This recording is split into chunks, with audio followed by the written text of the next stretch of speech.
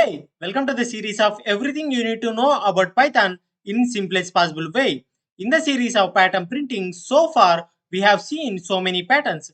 In this video, we will see how we can actually print this particular pattern.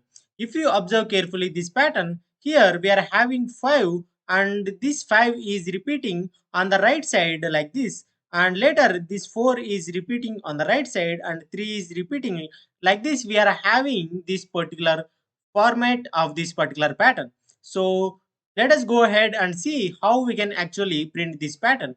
So for that, what I will be doing is that I will take a variable rows to print this many number of rows. So we have 5 rows here. For that reason, I will take the rows as 5. And later, if you could observe this pattern carefully, we are having these spaces and we need to print those spaces before actually printing this pattern. So to keep track of these spaces, I am using a variable spaces, and I will assign these spaces with rows -1, because in the first row we are having this particular one value with 5 and remaining are occupied by spaces. For that reason, I am taking rows -1 to keep track spaces. So later, in order to print this particular number of rows, I will use a for loop for I in range. So we need to generate a range of values. So the question is, what are the range of values we need to generate? So we are having 5 and going till the value of 1. So we are having 5 here and we are having two values, and which is starting with 4 and going till 5. We are having 3 and going till 5. Like that we are having this pattern, right?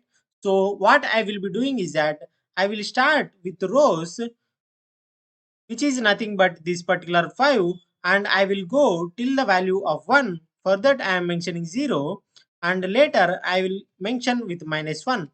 So we, by mentioning this, we will get these values in the descending order. Let us go ahead and see what are the values we are having in high. So if I print, we are getting these particular numbers which are 5, 4, 3, 2, 1. Like that we are getting in here. If you could observe this first column here, 5, 4, 3, 2, 1, right? So like that we are getting these many number of values. Later what we need to do is that we need to start with this particular I value and go till the value of 5. So in the first row we don't have to do anything, but from the second row, we are starting with 4 and going till 5. And in the third row, we need to start with this particular 3 and go till 5. In the fourth row, we need to start with 2 and go till the value of 5. So for that, what we need to do is that if you could observe these rows, and each row we are repeating some steps which are starting with one value and going till the value of 5. So for that reason, I will use a for loop. That is what we generally do. We use loops whenever we have repeating statements, right? So for that reason only, I am using one more for loop inside of this for loop, and I will mention with j in range. So now we need to generate a range of values. So as we have discussed previously, we need to generate the range of values starting with this particular I value and going till the value of 5. For that reason, I am mentioning I, and I will mention rows plus 1, which is nothing but the value of 5. So inside of this for loop, what I will be doing is that instead of printing this I value, I will print the value j here. So now if I execute this, I can able to get the result 5 here and 4 5 and 3 4 5 and 2 3 4 5 and 1 2 3 4 5. That are, those are the exact numbers that we need to have in this pattern. So the only thing we need to do in here is that we need to arrange these values so that we can able to get this whole pattern. So let us go ahead and arrange these particular values here. So for that, I will use an end parameter and I will use with a single space, because by default, this print having this end parameter with new line character. Because of that reason, we are getting everything in a new line. So now if I execute this, we can able to get everything in a single line.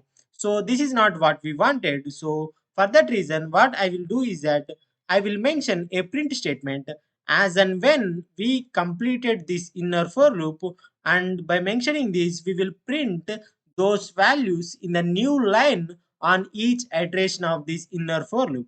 So if I execute this, I can able to get these values in the new line characters in the new lines. So this is not also what we wanted. And if you could remember the statement that what I have mentioned previously, we need to print these spaces here before printing these numbers. So let us go ahead and print these spaces. So in this code where we need to print these spaces, we need to print these spaces before actually printing those numbers. For that reason, as and when I enter into this outer for loop, I will use this print statement and I will print them. So for that reason, I am using a single space, and I will multiply this single space with the spaces variable which we are using to keep track of these spaces.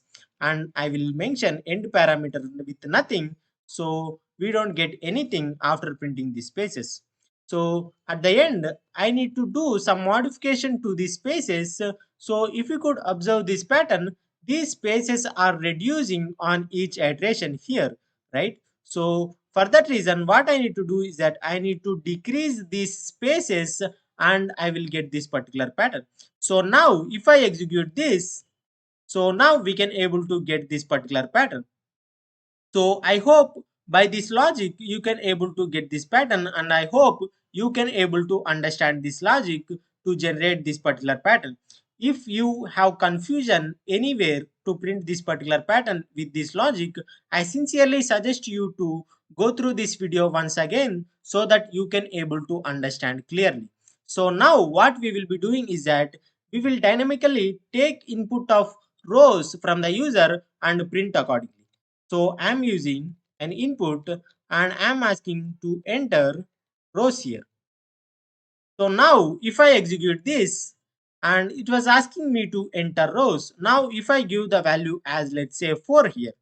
So now I can able to see the result, which is something like this. These rows are having like this. So next, if I give the value, let's say 9 here, and still we can able to see this result like this. So by using this logic, we can print any pattern, something like this, which are giving based on the user input. So I hope you have found this video interesting. In the next video, we will see how we can actually print this particular pattern. So to stay updated, subscribe to this channel and turn on the notifications to all, so that whenever I upload any video, you will get the notification. So thank you for watching this video. See you in the next one.